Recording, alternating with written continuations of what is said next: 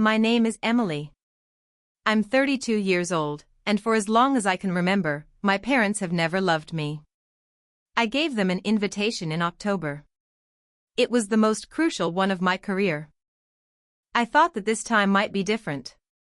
Maybe they would finally notice me. My dad? He laughed. He said he was only an instructor. My sister? Not enough time. Plans for dinner. My mom didn't even write back. She just liked my sister's message and went on with her day. That night, I gazed at my phone, which had the invitation on it. I replied back, "That's fine." But what they didn't know, and what none of them could have guessed, was that my father would be sitting in a busy restaurant 48 hours later, scrolling through his phone, when his face would turn white as a sheet. Because I was on that screen in front of millions of people. Let me take you back 3 weeks to the day that one package altered everything. The sun was going down in the fall behind Jefferson Middle School. For 8 years, room 214, my classroom, had been like a second home to me. Kids who had never written a letter before me had covered the walls with thank you cards, crayon drawings, and shaky pencil remarks. My phone buzzed while I was packing. "Emily, honey, Victoria won her case today," Mom said. "The big one is the lawsuit against the drug company." I smiled. "That's great. Say congratulations to her. We're going to have supper this weekend. He has already called everyone because he is so proud of you." There was some moving around on her end. "Actually, honey, I need to call Vicky back. She is waiting. We'll talk later." The dial tone ended my call. And there it was. An envelope with thick cream paper, embossed letters, and the official seal of the U.S. was quietly waiting on my desk. The Department of Education. Inside, the words that would change everything: finalist for National Teacher of the Year.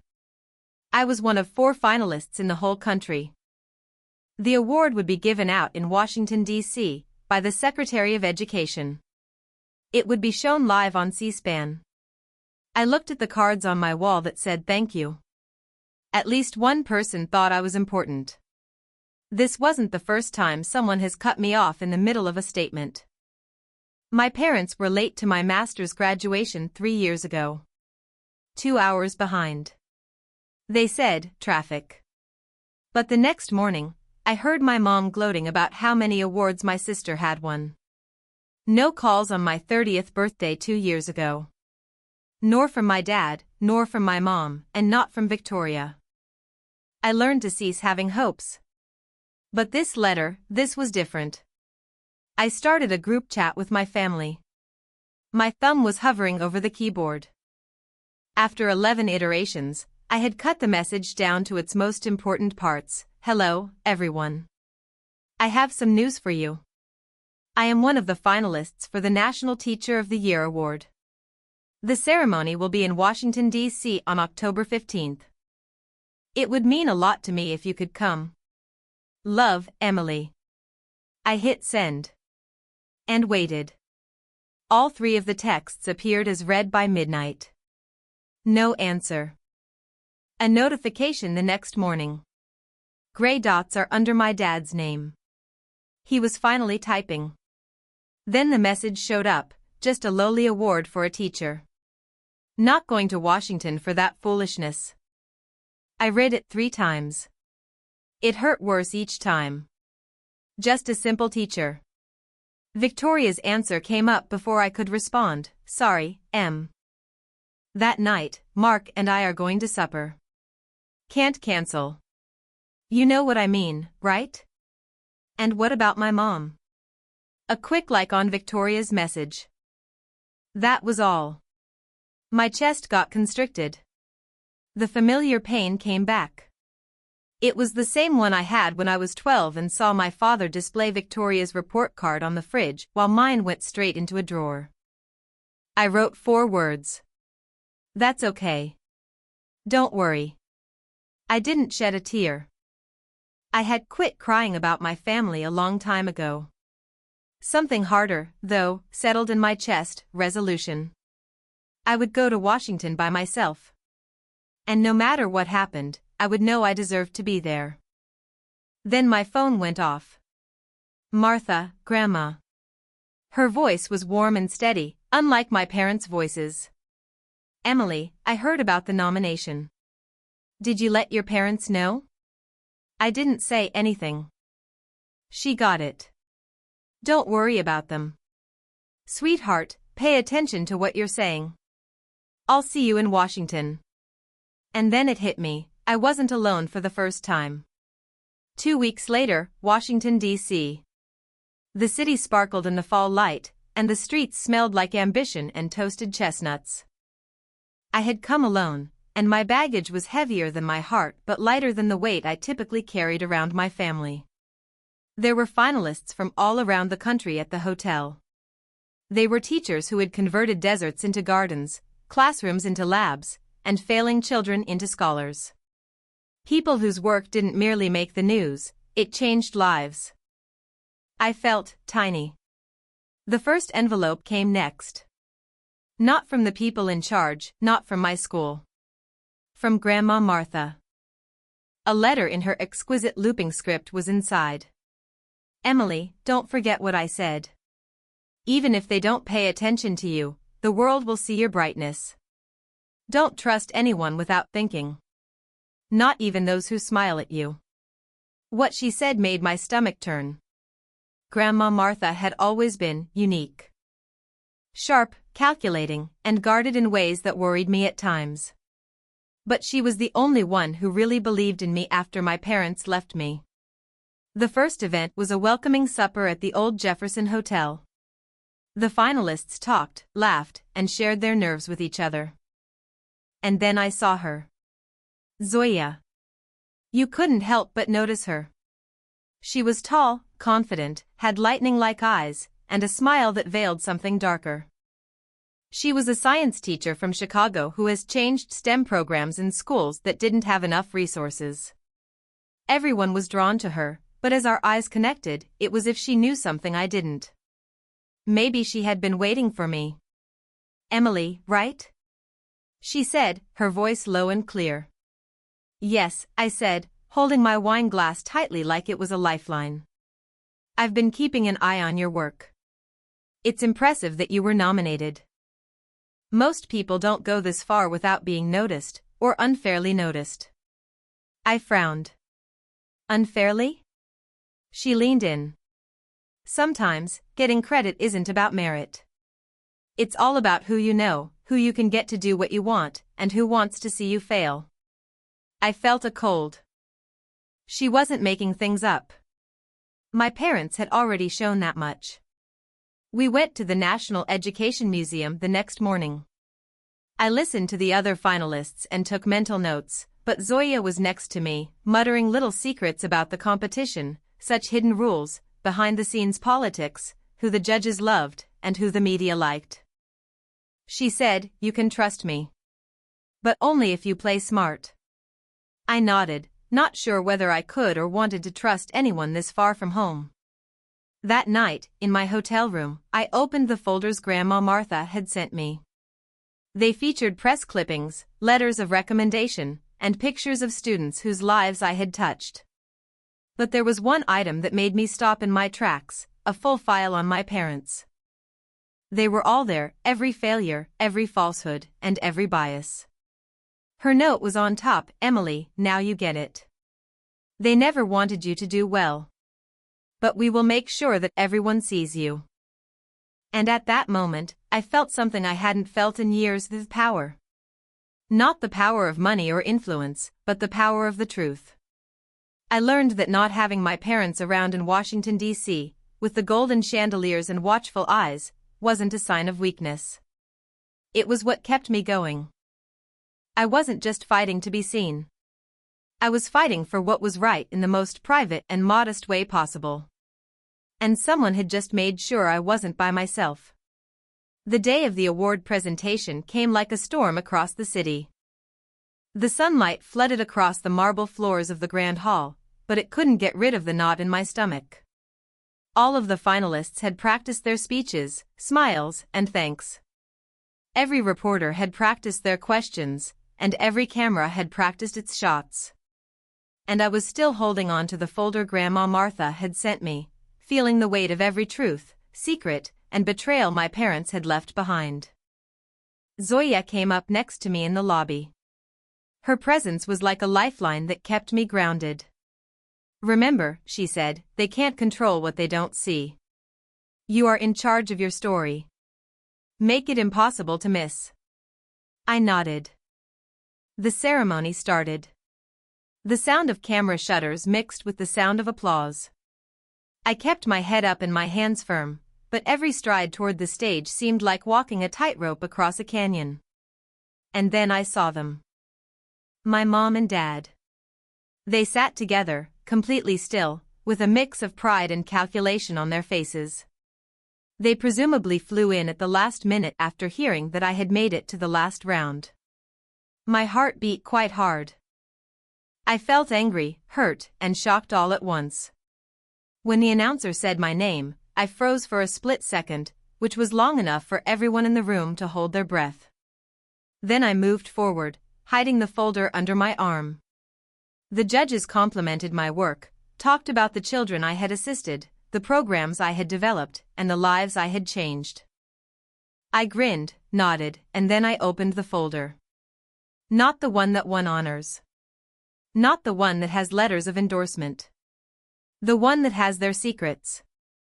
On the big screen behind me were papers, pictures, emails, and proof of my parents' failings, partiality, and lies, the same things Grandma Martha had told me to watch out for. Everyone in the hall gasped at the same time. My parents' features changed from proud to pallid. The applause stopped right away, and people started to whisper, murmur, and gasp. I didn't say anything.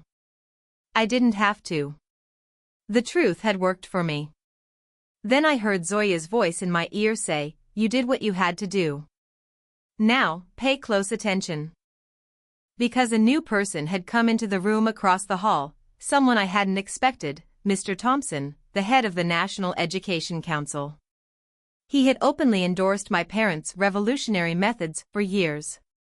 He now looked at them with clear disgust. Things had changed. My folks were no longer out of reach.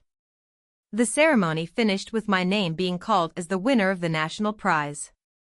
This time, the applause was real, earned, merited, and overpowering. When I took the trophy, I knew the fight wasn't finished. It had just started. Washington's streets were freezing outside, but I felt alive. Zoya walked next to me and touched my hand for a moment. "Emily," she murmured softly, "this is just the beginning. They will try to get back at you. But now you have power. Power for real. Don't let them forget it." I nodded and swallowed hard. My parents didn't think I was as smart as I was. Everyone did. And for the first time in my life, I didn't care. The girl who had formerly felt alone, weak, and small was no longer there. Someone who no one could ignore stood in her place. The day after the ceremony, the world felt heavier. The headlines screamed that my parents were bad. People were angry, sad, and shocked on social media. But the murmurs I heard in the halls of power were even more dangerous. My parents were not only mad, they were also plotting. When I got back to my apartment, I found a big envelope under the door. There was no name or return address. There was only one note inside: "You've won the battle, but the war has just begun. Be careful." There was no doubt about the handwriting. My dad. I felt panic come and go, but I pushed it down. I was ready for this. I hoped I had, at least. Zoya came soon after, as if she could feel the tension. Her sharp, calculating eyes looked over the envelope. "They're dangerous," she added, almost as if she didn't care, but I could hear the sharpness in her voice. "And now, everyone knows you've crossed them. You need friends, and you need them now." We started to draw a map of the battlefield. There were friends I could trust, foes I could see coming, and shadows I couldn't see yet. But one name stood out: Liam Calloway. He was a journalist who had covertly looked into my parents years ago but had been suppressed by their power. If we could get to him, the exposure could be full. My parents called the next morning. My mother's voice was smooth, almost pleasant, like a dangerous mask. She said, "Emily, we need to talk. In private. We can repair this for the good of everyone." I didn't answer right away. My instinct screamed trap, but many were watching. Any hasty action could go wrong. Lastly, I said, "We'll talk when I'm ready. Not before." The line went silent. Be quiet. There were threats, both stated and unsaid, in the air. The first small attacks started in the afternoon. People are sending me anonymous emails, posting fake things on social media, and talking behind my back at work to try to ruin my reputation. But I could count on Zoya and Liam to help me, and more importantly, I had proof. Every step I took was careful, defensive, and open enough to stop another quiet smear effort. I got another envelope on my porch that night. This one was heavier, which made it seem scary. There was a picture of myself inside, shot from outside my apartment window. It was evident that they were observing. I pushed the picture against my chest, and my hands shook. Yes, fear rose, but so did determination. I couldn't run any longer. Not from them. Not from anyone. Just then, Zoya's SMS came in, "Meet me on the roof at midnight. There's someone you need to see who can help you turn their threats into your advantage." I gazed out the window, and the lights of the city twinkled like stars far away, not caring about my storm. Things had changed in my life. For good. But deep down, I knew one thing: no matter what happened next, I would no longer be a piece in anyone's game. The girl who used to hide behind books and solitude had learned how to fight. And what is the true fight? That was just the start. Midnight came like a whisper. The city below was buzzing with its regular noise, not knowing that a storm was coming. I climbed the tiny fire escape, and each step made my chest thump. There was no one on the roof until Zoya came out of the shadows. "You made it," she murmured in a quiet voice, almost like a threat. A figure appeared behind her before I could say anything. He was tall, thin, and unflappable, and he clutched a briefcase in one hand and an unreadable look on his face. His eyes were piercing and calculating as they focused onto mine.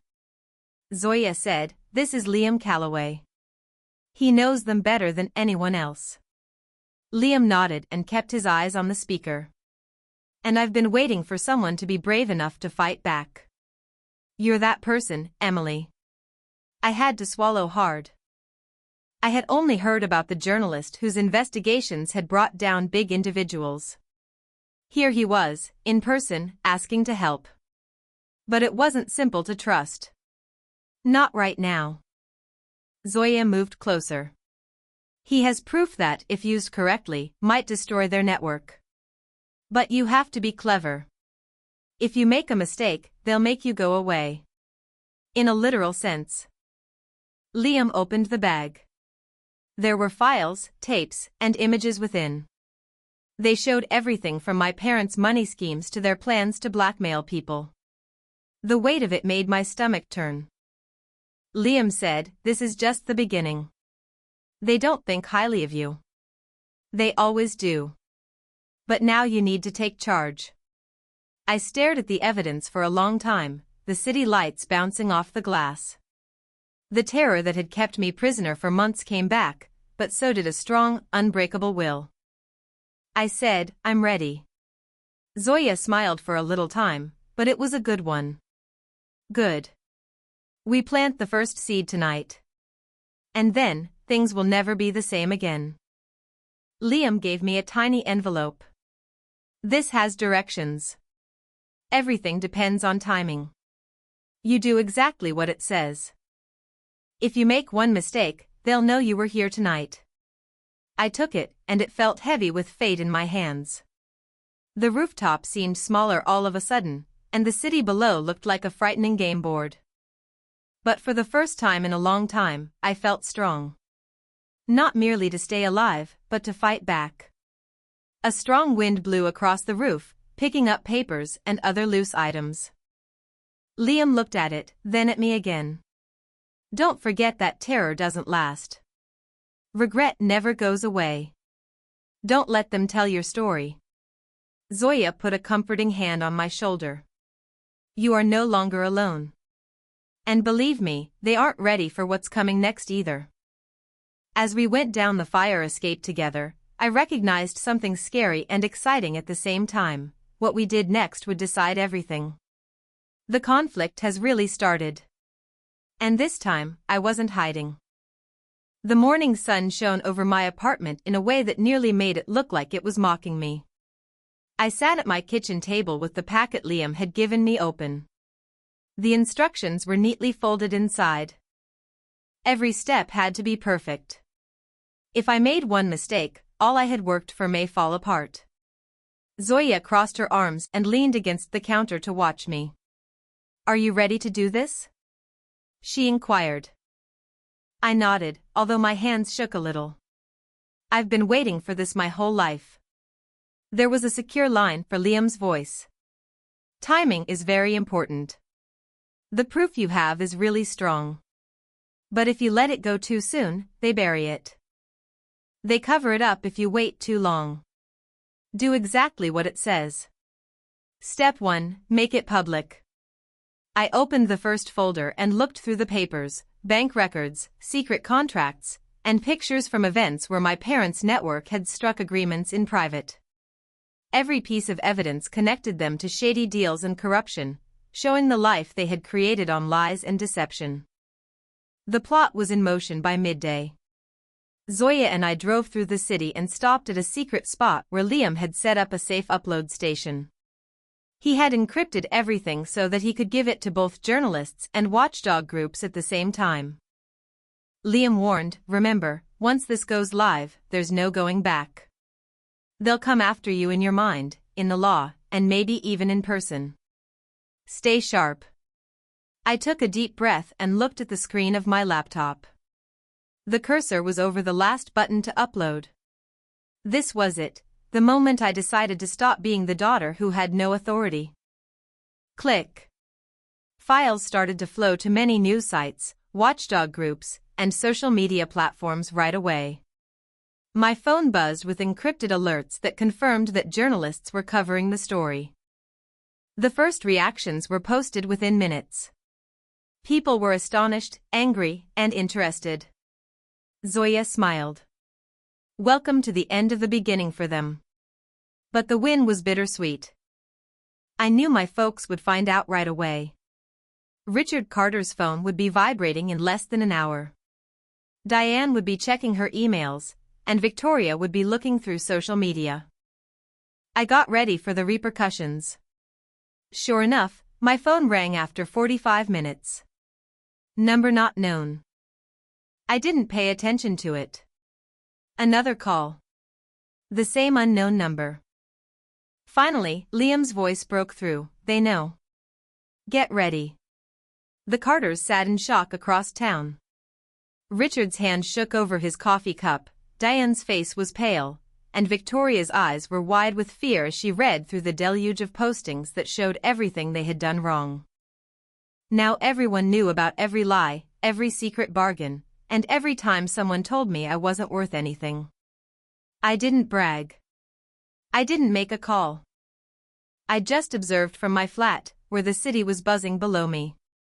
For the first time, they were the ones who had no power. Zoya put a steadying hand on my shoulder.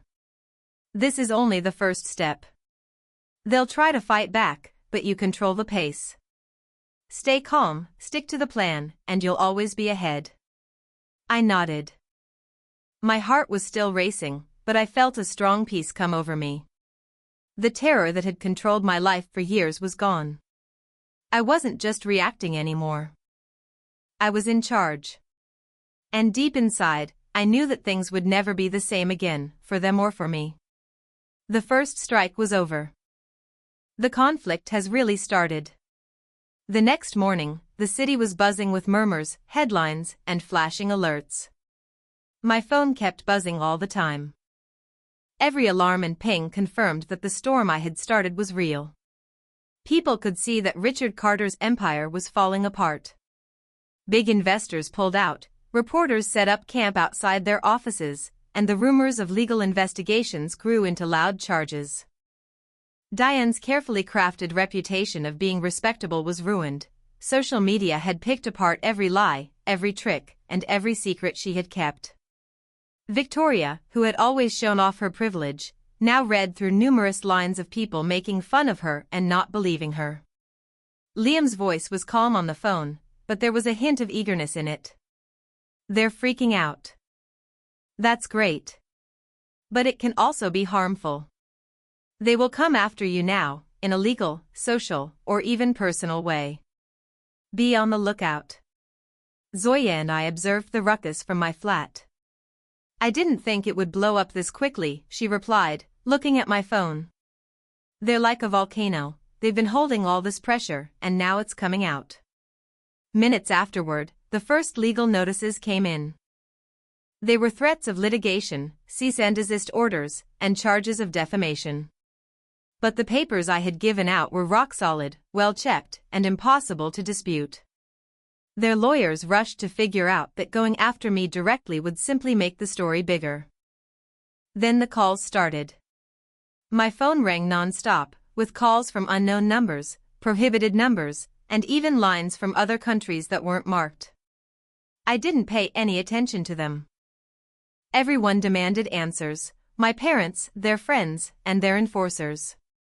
They urged me to stop. But I didn't. By the end of the day, my inbox was full of emails from journalists, advocacy groups, and even strangers offering help, resources, and safety. The whole world was watching, and for the first time, I wasn't hidden. Zoya leaned back and smiled a little. "You've really shook them up. But this isn't done yet. Now they'll hit back in ways you can't see coming." I nodded, feeling the strain in my chest. There was still fear, but it was different. It wasn't paralyzing anymore, it was keen, awake, and eager. Then came the first direct threat, not through the law but in person, a short, icy note. "You think you've won? The war has just begun. Be careful." I gave it to Zoya. Her jaw got stiff. They're afraid, but they're also a threat. This is when the game really starts. You have exposed them, but now they will do everything they can to ruin everything you care about. And they won't be honest. I glanced at the message, feeling a peculiar mix of anxiety and excitement. They thought they could scare me. They were wrong. I had lived in their shadow for years, following their rules and being the silent, ignored daughter. Not anymore. I said, "This is my fight now," with a strong voice. I won't give up. They didn't think I was good enough for too long. And at that moment, I understood something very important. This conflict was more than just getting back at someone. It was about getting back everything that had been taken from me, telling the truth, and showing that no one, no father, no empire, no lie, could ever dominate me again. The city lights outside flickered, not caring about the secret fights going on in homes, offices, and on the streets. But inside, I felt a burst of power, a fire that no threat could put out. The Carters might try to get back at me, but I was ready. I wasn't just getting by for the first time, I was winning. The war had just started. The dawn brought a scary feeling of realism. The messages hadn't stopped, they had gotten worse. Threats, hidden promises, and subtle threats. It wasn't just about the lawyers anymore, it was about me. There was someone outside my flat last night. The doorman said it was true, a black SUV had been parked near the building for a long time, and the driver wouldn't say who he was. Zoya walked back and forth in the living room, unable to sit still. "They're putting you through your paces. Checking to see whether you'll flinch. But you didn't think it would be like this, did you?" I shook my head. I knew it would be hard. But I didn't expect they would get this close. That quickly. That afternoon, they faced each other for the first time. The phone rang, but there was no caller ID. The voice on the other end was clear. "Emily," my mother began in a chilly, calculated voice. "You are making a mistake. Stop this right now, or you'll be sorry. We can still deal with this like grown-ups. Think about what's next." I could hear the poison in her quiet voice. "My future?" I asked. "You mean the life you sought to manage for me?" "No. This ends now." The connection fell dead, and in that quiet, I felt a wave of anger. They thought terror might stop me from talking. They were wrong. Then followed the sneaky attacks, sabotage at work. Emails were missing, data got messed up, and coworkers were told not to talk to me. Someone was trying to cut me off from others and make me weak. But I had thought that would happen. I had backups, other people to call, and most importantly, Zoya. She gave me a tiny envelope that night. She said, "I have a friend who is good at this kind of thing. Safety, legal protection, and a way to use their actions against them. They'll be guarded, but you need to be smarter now.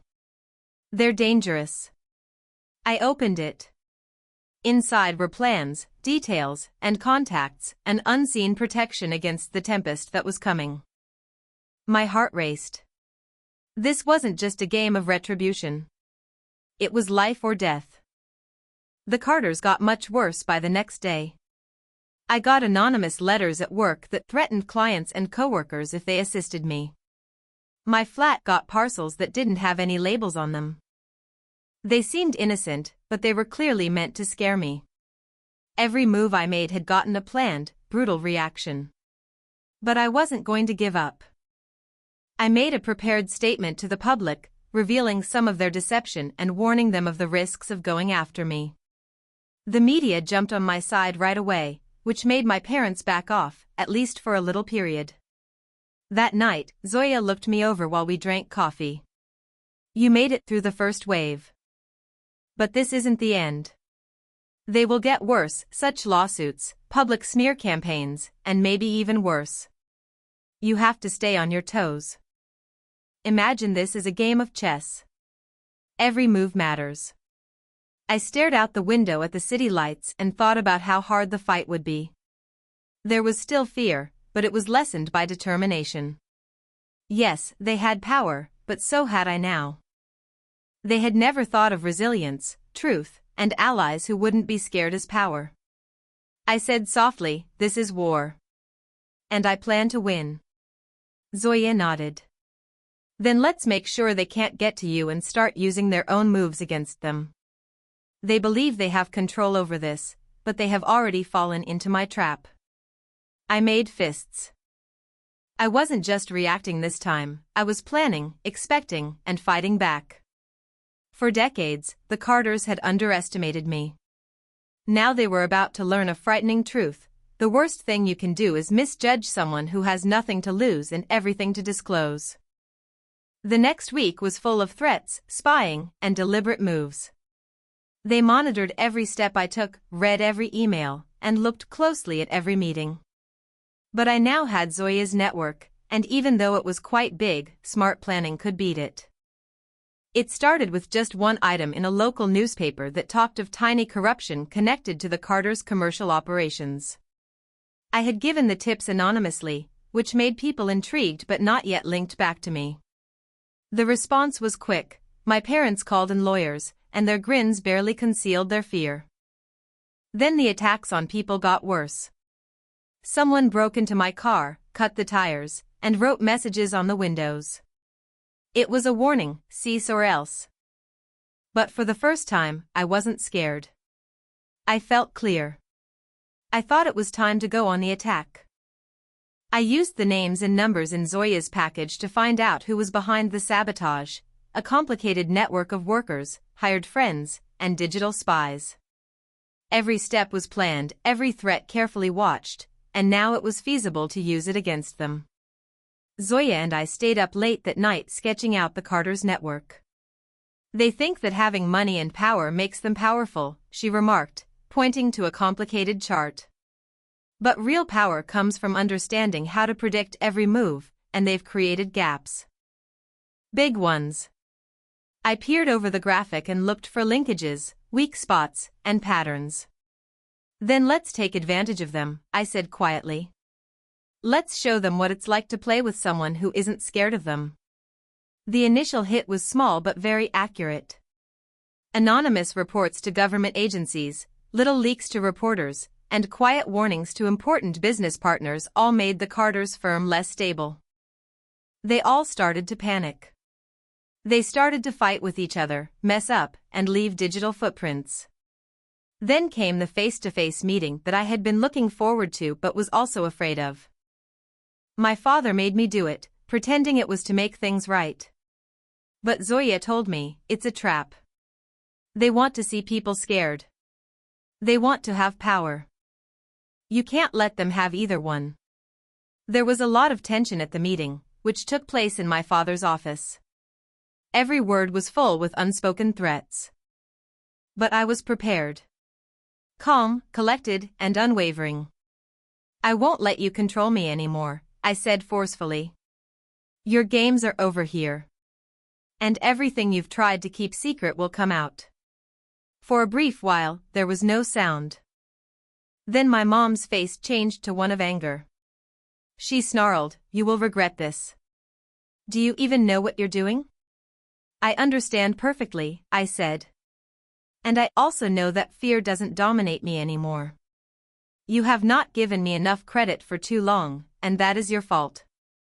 When I left that workplace, everything had changed.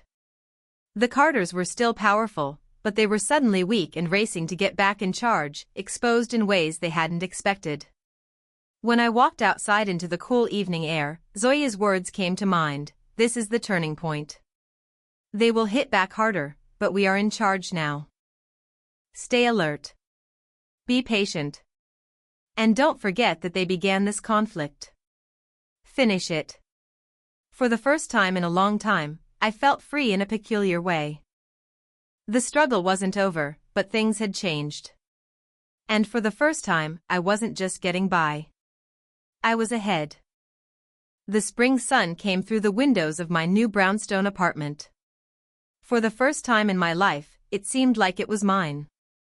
The framed picture of Grandma Martha and me from Washington on my wall caught the light. We were hugging each other, and the tears and laughter were frozen in time. That night, after the national broadcast, the ovation, and the calls I didn't answer, I finally felt like a weight had been lifted off my shoulders. It had been 6 months since that ceremony, and life had changed in ways I never could have anticipated. When I got back to Jefferson Middle School, my kids had a party. Parents brought cakes and pies they cooked themselves. People held up signs that said, "We love Miss Carter and our hero." I quietly hung the plaque in room 214, which is like my second home. Every time I read Marcus Thompson's text, it made me smile. "Miss Carter, I matched pediatric surgery at Stanford. I couldn't have done it without you." This showed me that my efforts mattered even after the courses were over. And then there was my family. After Washington, I hadn't talked to them in months. Not because I wanted to punish them, but because I needed them to get it. When I finally said yes to supper, it wasn't to start a fight. It was about defining limits and making it clear that respect and acknowledgement were no longer optional. At start, the night was stressful. Dad tried to win back control by being charming. Mom's voice shook as she looked for a reason, and Victoria, as always, had that smug smile on her face. But I was different. I was no longer the girl who waited for others to say yes. I stood tall, calm, and clear. "I asked you to come to the most important night of my life," I said. "You picked dinner over me. That wasn't a mistake, it was a choice. And it taught me something I needed to know. My worth doesn't depend on whether or not you notice it." They didn't say anything. My remarks finally got through to him. Victoria didn't have a sneer. Mom's hands shook, and Dad, well, Dad knew that no words could make up for the years he had ignored me. That night, I left the table so they could think about what they had done instead of punishing them. I wasn't mad anymore. I was free. I had my accolades, my students' thanks, and the assurance that I had battled hard for my position in the world and won on my own terms. There were a lot of additional chances in the weeks that followed, such keynote addresses, invitations to education panels, and even an invitation to the White House. I met the president in the Rose Garden, shook his hand, and felt a peaceful happiness that no amount of money, praise, or acclaim from my family could ever match. But the most important times were still simple, hearing from previous pupils, seeing the spark of potential in their eyes, and knowing I had made a difference. That was my true prize. Grandma Martha came into my flat one afternoon with a box of old pictures while I was grading essays and drinking coffee. She grinned, a warm, happy smile that filled the room. "You did it, Emily. You made them see, not by force, but by being unmistakable. You've earned every bit of this," she remarked. I laughed, and my eyes filled with tears. I didn't do it for them. I did it for myself, for the kids, and for the people who believed in me when no one else would. She nodded her head. That's how it should be. I felt whole for the first time. I had finally stopped using their approval to judge how valuable I was. Their narrow idea of success didn't define my job, my life, or my legacy. Impact, love, and honesty did. And there was something that no one could take away, more than any prize or praise. The narrative of Emily Carter, the teacher who didn't want to be invisible, had come to an end. The world had seen how smart, kind, and dedicated she was. And now she had finally seen it too.